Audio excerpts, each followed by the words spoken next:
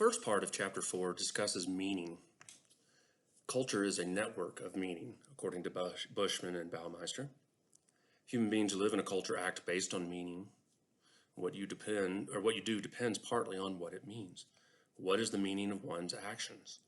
If we think in contrast to non-human animals, there's little or no meaning to various actions. They simply tend to respond more to the environment they're in. They have a harder time thinking about the past, a harder time thinking about the future, and thinking about the implications of their own actions. Therefore, the meaning of an action typically does not come into play when non-human animals are making quote-unquote choices of actions. But the fact that we are sophisticated thinkers as humans enables us to make use of the meaning. We can make choices that are good for guiding our behavior, ones that take into account many of the dynamics in the environment that impact on that. For instance, as pointed out in the text, humans can restrict their diets based on the meaning of those actions. What might be the meaning of restricting dietary action? Well, one might just be losing weight. As far as we can tell, non-human animals don't really even register their weight, so to speak. They don't tend to think of it. Their weight doesn't have any real meaning to them. Therefore, a restriction of the diet or some type of supplementing of the diet wouldn't be something they would even be capable of thinking. But we can guide our eating behaviors on that basis. Also, we can make moral choices about our food.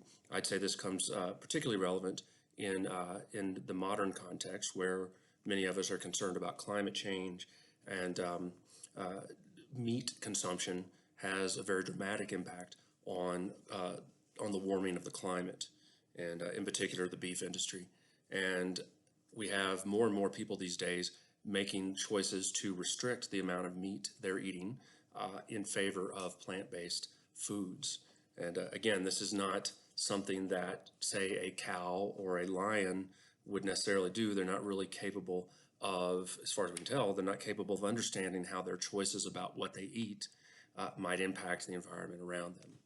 We are, and therefore we use the meaning of our actions to guide which actions we choose to take. How do humans make choices? This section considers the modeling of human decision making. And they're basically considered to be two major steps to making choices. The first is that we whittle the range of choices to a few. And the second is that we carefully compare highlighted options. So say you're buying a car. There's a lot of cars out there. Boy, if you watch the car commercials, it's just stunning how many different kinds of cars there are available to us. And by the way, there's quite a bit of interesting research showing that the more choices we have, typically the less satisfied we are with the choice that we made. That is, if you get to make a choice among 10 items, you're going to be less happy with the one item you choose than if your choice is only between two items. So we tend to think that having lots of choices is a good thing, but in reality, we're likely to be less satisfied with the choice that we make when we had many options than if we only had a few options. So we do attempt to whittle down the number of choices to just a few. The human brain is not very good at contemplating 100 different choices. It's much better at contemplating a choice between 5 items rather than 100. And so we will whittle these choices down. So for instance, if you're buying a car, of all the cars out there, you might whittle it down to just a few that you're interested in, and then focus your attention on those. Now, the second step would be to carefully compare the several different options you have, the different cars that you're looking at. And historically, decision-making research has used what has now become known as cold cognition, the idea that we just go through a careful cost-benefit analysis in deciding which car we're going to buy, or whatever the item is that we're buying. But more recently, it's become clear that humans don't just simply go through this cold cognitive analysis, that instead we do something more like hot cognition. We do that cost-benefit analysis, but it's considered hot cognition because emotions do play into it. you really can't buy something, especially a big purchase like a car. It's really not possible for a human to make the cold cognitive calculation. Most or all of us are going to use some level of emotion when we buy the car. And in fact, we're often, if we're asked why did we buy the car, we'll often give a bunch of cold cognitive reasons, not realizing how much emotion actually played into our own decision. That is, your preferred color of a car can have an emotional impact. It's usually not going to make much difference on the cold cognitive decision. The cold cognitive decision is just looking at the monthly payments, the overall cost, the amount of interest, what are the safety features, etc. But in reality, the color or other non-essential aspects of the car are going to have a big influence on which one you choose. In terms of these influences on your choices, there are at least 4 major patterns that are involved. There's risk aversion, temporal discounting, the certainty effect, and keeping your options open. So for risk aversion, we tend to prefer or make choices based on risk. And specifically, we try to avoid risk. So for instance, in experiments where a 50-50 coin toss is made, if it's heads, you win $10. If it's tails, you lose $10. Most of us just end up preferring not to take the bet at all because we'd love to win $10, but we'll feel worse, at least we believe, about losing $10 than we would have about gaining $10. So that is how good we'd feel after winning $10 would not compare to how bad we'd feel if we lost $10. So most of us will tend to just not even take part in the coin toss. There's the notion of temporal discounting, which is the idea that it's kind of like a bird in the hand is worth 2 in the bush. We tend to prefer immediate payoff. Advantages that come later in time tend to get discounted. So a good example of this is that most lottery winners choose a lump sum over a dispersed payment.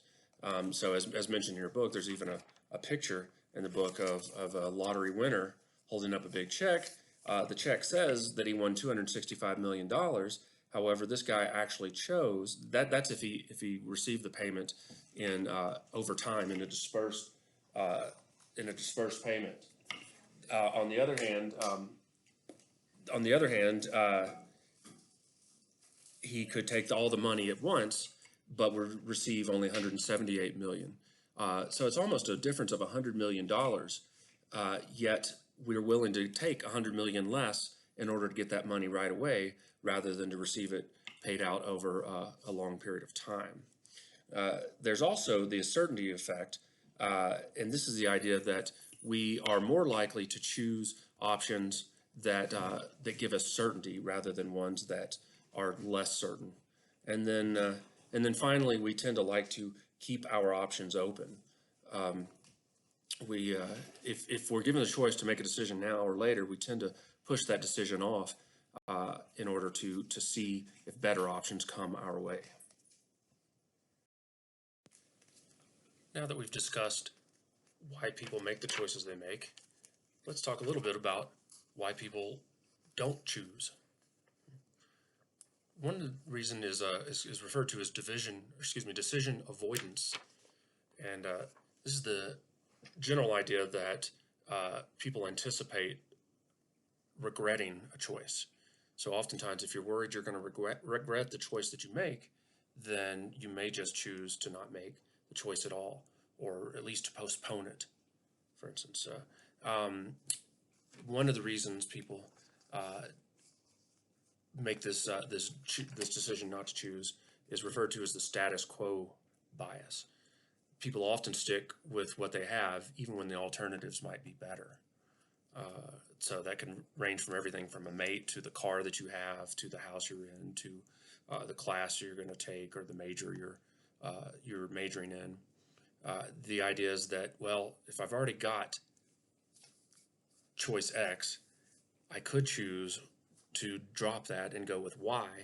However, I might be inclined just to stick with X as a function of the status quo. I know what I've got with X. Y is an unknown, and I'm afraid if I choose Y over X, that I might regret that choice.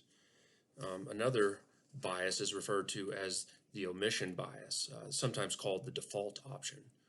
And this is one where we tend to stick with what we've got by default. Reactance theory comes into play here, and this is the idea that people desire freedom of choice, and they react negatively when that freedom is reduced. If choices or options are taken away, this can particularly be seen. I think we've seen a lot of this in the COVID times, where we were encouraged to wear masks, and in some cases, the government has even mandated masks. And once that happens, you see what I frankly would consider to be somewhat bizarre behavior of people that I would say are flipping out. They feel like their freedom is being taken away. And I like this meme here. There's some of you may die, but it's a sacrifice I am willing to make. A meme coming from Lord Farquaad. In this is the idea that, at least in the case of masks, that people would rather have others die than, or at least take a chance on having others die, rather than give up your freedom to go outside without a mask. Again, this seems a bit silly to me. One of the most horrific memes I ever saw was one that I'm going to paraphrase here, but it basically said, remember all those times that you wondered why the Jews got on the trains? It's happening now. And what this meme is referring to is the idea that somehow the government mandating that you wear masks is equivalent to the government, the Nazi government, taking Jews to concentration camps. I, for one, find this just horrific on so many levels, very offensive. But this is what reactance theory kind of predicts, that even something as minimal as requiring somebody to wear a mask can create strong reactions in people. We've seen many instances since the mask mandates were implemented of anti-maskers actually spitting or coughing in the face of store employees, employees at stores that were requiring masks. It does get a bit, I would say, ridiculous in my own case. People can often be led to act aggressively toward the person who's restricted their freedom. So a poor employee at Walmart who says, "I'm sorry, but you're required to wear a mask," and then they get spat on by some anti-masker. This is a ridiculous act of aggression. And the idea is that the person doing the spitting is trying to reclaim their or reassert their own freedom. And again, this is just what many people tend to do when their freedoms are restricted. They tend to lash out or have this kind of reactance against it. Of all the different types of choices that a human can make, one of them would be the choice to change oneself. The authors talk about this as freedom to change. And here, by freedom, they just mean that there is more than one option to change or to not to change in various kinds of ways. And here, two theories come into play. One is called entity theory, and the other is called incremental theory. Entity theory suggests that good and bad traits are fixed, that people should not be expected to change, that who you are is an entity that is largely unable to change. And conversely, the incremental theory says that traits can change and be improved upon. It's the idea that people actually can change.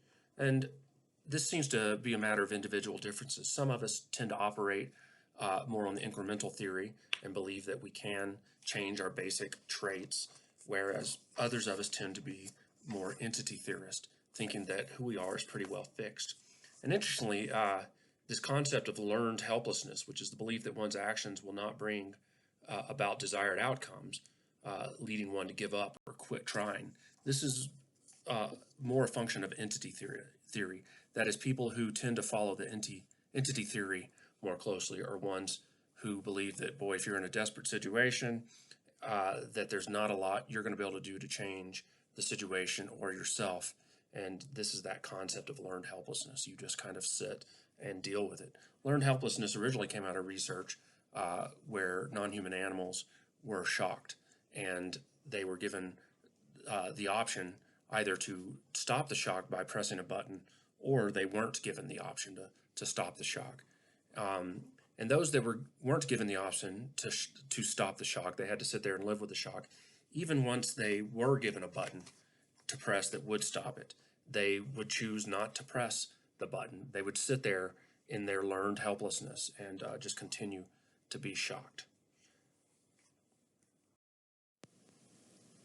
This next section is rather near and dear to my heart, as I personally do. It's one of my areas of research, is free will, and less about whether free will exists and more about what are the impacts on our behavior if we believe free will exists versus whether it doesn't. And I encourage anyone to contact me that has any interest in such research. As noted by Bushman and Baumeister, with whom I actually disagree largely with them on their take on what free will is and how it impacts behavior, and I will explain a bit of the difference between our two positions. Now, I agree with Bushman and Baumeister that many people believe the psychological sciences, or many people in the psychological sciences, believe that their job is to explain all behaviors in terms of causes. And if a behavior is caused, then it is not truly or fully free. And again, this is a statement I agree with personally, and I think the authors are right that many people in the psychological sciences operate on this basis, and I would agree that not all of them do. However, I think they should, and if they're really doing science, then they are actually adhering to this claim, whether they like it or not. They may still try and throw in the notion of free will, but what they're trying to do is exercise compatibilism. All right, look, yes, everything's physical. That's why we can study it scientifically, and all things physical are deterministic. Then these compatibilists argue that is still compatible with the idea of free will, that we're more or less free anyway. So Bushman and Baumeister say that this elaborate inner system for making decisions is free will. What is this elaborate inner system they refer to? This is the idea that there is the inside, so to speak, of your mind, and then there's the outside world. And the kind of mind your behavior can generate is oftentimes, I would argue always, dependent to some degree on what's going on outside. These would be external forces impacting or causing you to behave in some particular way. Okay, so, if there's a lion in front of you, that's going to cause a particular kind of behavior in you, and a fight or flight response. Right? So this elaborate inner system, however, is one that makes decisions not constrained, or at least less constrained, by the outside world. And compatible says these decisions that we consider free will. This elaborate system for making decisions is free will. But I would rebut, this inner system is itself causally determined. And I suspect Baumeister and Bushman would agree with that statement, and still they want to try and work in free will somehow. How do you get free will into a causally determined system? I am of the firm position that you just simply can't. But again, other very smart people disagree with that. But the point is that if this inner system is also causally determined, then it means it's determined by your genetics, your upbringing, the environment, the ecosystem that you happen to live in, the degree of religiosity in the area that you live in, religiosity being how much religion is there around you, etc. Many, many different forces are determining your behavior at any one time, and you don't have a choice in any of those forces. Not your genes, not your upbringing, not your ecosystem, etc., etc.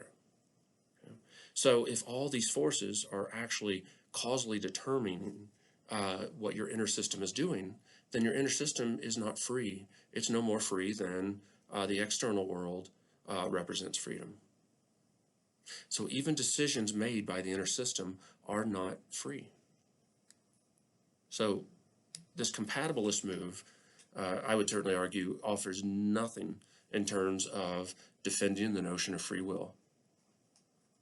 Free will is simply inconsistent with a scientific view of the mind.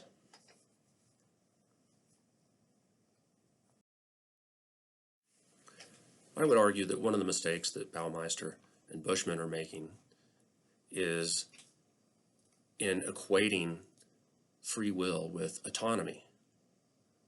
Autonomy being the idea that you're acting on that intrinsic motivation, that the things that are inside of you are what's causing your behavior more than the things that are outside of you.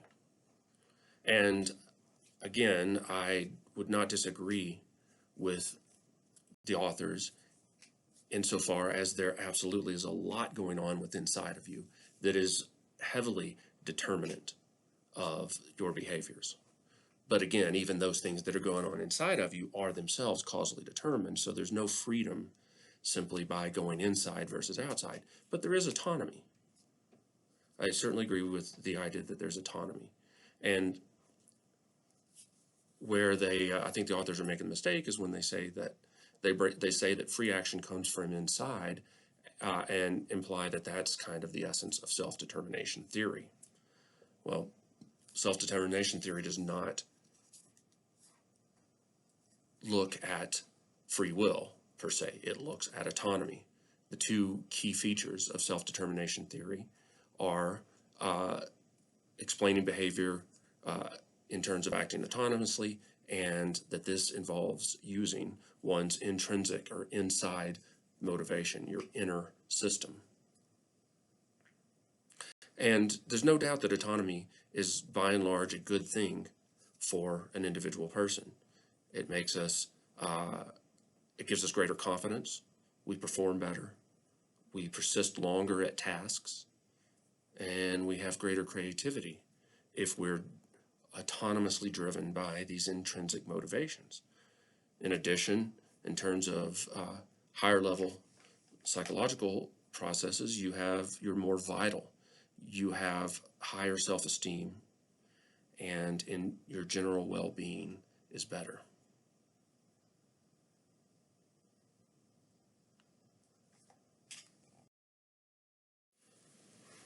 There's some research into having the freedom of action of escape, having an out versus not being able to escape a certain situation. Particularly, you think of stressful situations. Maybe you're in a stressful situation and you think, well, maybe it's a job, and you think I could quit my job at any time now, versus feeling like, no, I'm trapped. There's no way I can just quit my job. I've got too many bills, et cetera, et cetera. So for the person who does have the luxury of feeling like they could just quit the job if they had to, they are going to, even if they never quit the job, they're going to feel less stressed than the person who believes they have no possibility of just quitting their job. And this is what the panic button effect is. Your ability to tolerate stress is impacted by whether you think you have a way out of that stress. Again, it's not a matter of, well, I'm going to escape and I feel better. It's a matter of, I can escape, but I'm going to stay here and continue to tolerate the stress. If you've got that belief that you can escape, then you feel better. You tolerate the stress better. So it just occurs to me that this is something that certainly is, I guess I'll say, manipulated in prison, right? There's no panic button in prison, generally. I mean, there's the rare event of a prisoner escaping, but by and large, you're just not going to escape that situation. And it's obviously a very stressful situation. And, I guess in a sense we could argue that it's designed to take away the panic button no panic button for you. You are going to be punished with the amount of stress that comes with the knowledge that you cannot escape. Just kind of an interesting take on our modern American prison industrial complex. Now let's talk a little bit about goals. Goals are ideas of some desired future state. This is how the world is now. This is how I would like the world to be in the future. And my goal is to bridge that gap. It's a link between my values and my actions. If I value a bachelor's degree, then the actions that result are going to be actions to get that degree, going to class, taking tests, doing assignments, etc., etc. So there's no questioning the idea that goals are critical to coherent behavior. Again, where Baumeister and Bushman might argue that goals are somehow free, as in free will, I would point out that no, they're not free, and that's a good thing. You want your goals to cause your behavior. Causality is determinism. It's what science is assuming about the mind. There's no freedom in causality.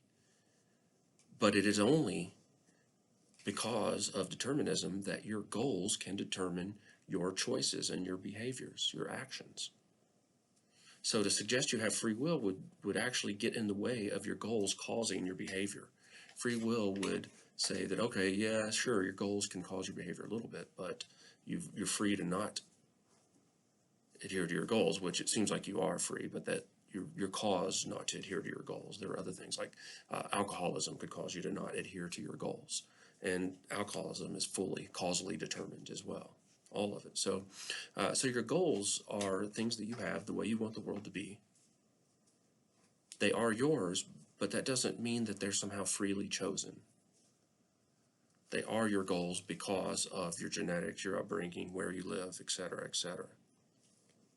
Are you religious? Well, the link between your religious values and your actions is going to lead you to do, well, say Christian-like actions, right?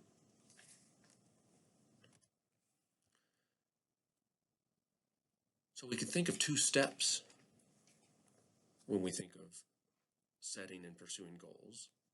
In fact, those are the two steps, setting goals and pursuing goals. When we're setting goals, like say I want to get a bachelor's degree, then we're fortunately typically using a realistic mindset. We're not saying, oh boy, I am better than average, I'm really good at this and that, and doesn't matter how difficult this university is going to be. I'm going to kick butt. You know? Well, that can be helpful in certain ways, but generally speaking, if we're going to bother to invest the time, the resources, the money into getting an education, higher education, a bachelor's degree, then we're going to be really realistic about whether it's something we can actually do. Okay? So we realistically look at all the possible goals and we choose among those. And to set a goal, we evaluate that goal's feasibility and its desirability. And there we come up with the best goal for the moment, and we pursue that goal. Whereas setting the goal involves really a realistic mindset, pursuing goals induces a more optimistic mindset. Here we're not worried about being so realistic. If we're going to pursue a goal, then rather than think about exactly and accurately how well we're achieving that goal, we're gonna err in the favor of optimism. So this planning and carrying out of behaviors to reach goals is going to be motivated, it's going to be excited by an optimistic mindset. The thing about goals is they allow you, if you're interrupted, to get back to it. So, you know, many goals like getting your bachelor's degree, you're going to get interrupted many times over a 4-year period. You're going to get interrupted from everything by I need to go to the bathroom to I've got to make dinner to I'm going home to visit family, et cetera, et cetera. So the overall goal of getting that bachelor's degree can help you get back to the goal on a periodic basis. In fact, if you go home to visit family, but you do it a weekend before you've got a big test, say Monday morning, then you may go home, hang out with your family. You were hoping to just relax and enjoy it, but you may experience the Zygarde. I can't say this word. I'm not even sure if I know how to pronounce it properly. The Zygarnik effect. I was just reading. Zygarnik was a female psychopathologist in Lithuania. But this effect is named after her, and it's that effect of you go home and you want to hang out and relax and enjoy the time, but you keep getting these intrusive thoughts about the goal that you have allowed to be interrupted. That is, you've got the goal of doing well on this test, you've got the goal of studying for the test. And as you sit at home wanting to relax with your family, you can't relax very well because you keep getting these intrusive thoughts about those goals.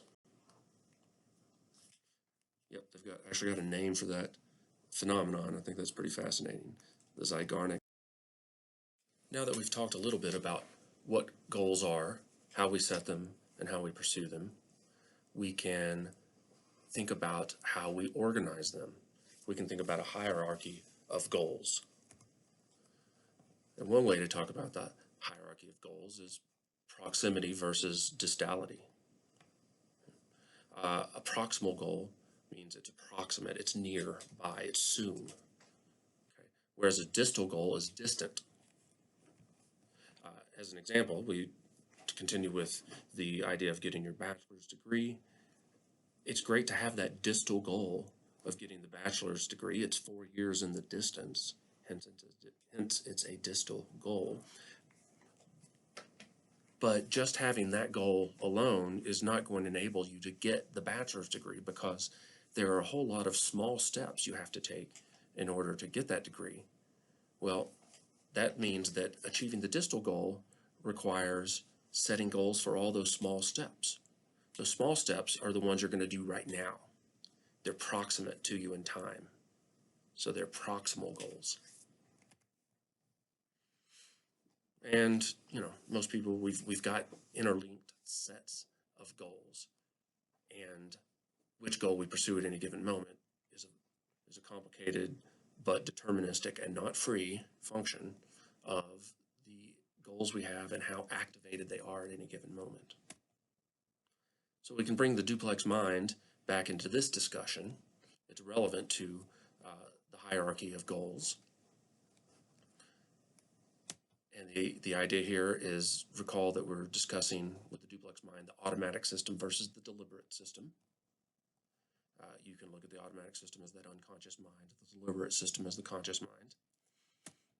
And the automatic system is argued to be involved in the pursuit of goals. It's good at keeping you going on that goal, doing step by step these proximal goals to get to the distal goal. But what if you're interrupted? It's the deliberate system that could come in and get you refocused. So if the automatic system gets interrupted, the automatic system on its own may not be so good at getting you back on task. It's your deliberate system that's argued to say, oh, wait a minute, we were supposed to be studying for the test. I'm going to get back to that. So as we said, you've got many goals. Some of them are proximal, some of them are distal. And if you have one specific goal that is particularly important to you, your deliberate system presumably said, hey, we really need to focus on this particular goal. Well, what are you going to do to keep other goals, perhaps other goals in your head that aren't even related to this primary goal? What are we going to do to keep them from grabbing attention away from this primary goal?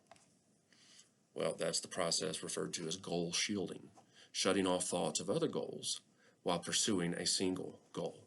So you've got the goal, the deliberate system has decided this is the one we're going to focus on for now. You're going to have that kind of effect that we mentioned earlier, the Zygarnik effect. You can have intrusive thoughts about other goals that you have, but goal shielding is going to be a process of inhibiting or shutting down the thoughts of those other goals so that you stay focused on this one primary goal for the moment.